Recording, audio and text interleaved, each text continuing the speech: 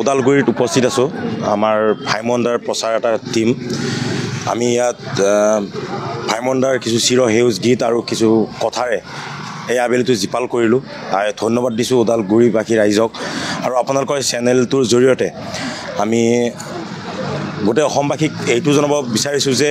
আমি অকল সিনেমা চোৱাৰ বাবে নহয় অসমীয়া সিনেমা এতিয়া উদযাপন কৰিবৰ বাবে ওলাই আহিব লাগে আমাৰ অসমীয়া সিনেমা এই হেৰিটোৱে 90টা বছৰ অতিক্ৰম কৰিলে তাৰে 6টা দশক মুনিন বৰুৱাদেৱ অৰ্থাৎ আমাৰ ভাইমন্দাই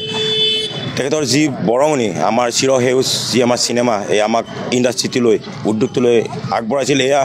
আমি ক'ব পাৰোঁ যে তেখেতে জীৱন জোৰা আমাক তেখেতৰ এই ইণ্ডাষ্ট্ৰিটোক তেখেতে জীৱনটো ত্যাগ কৰিছে গতিকে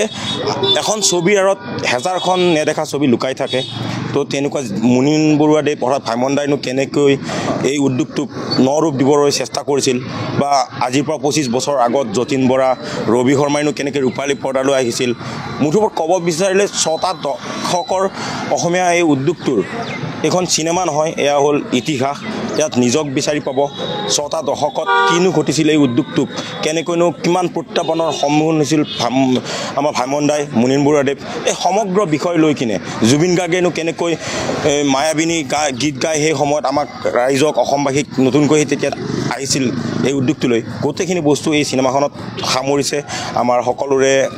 সহংক সমীৰ ডাঙৰীয়াই তেখেতে 5 বছৰ জোৰা কষ্টৰ ফলত অহা 23 মেত সমগ্ৰ অসমৰ চিত্ৰগৃহত আহি আছে ভাইমন্দা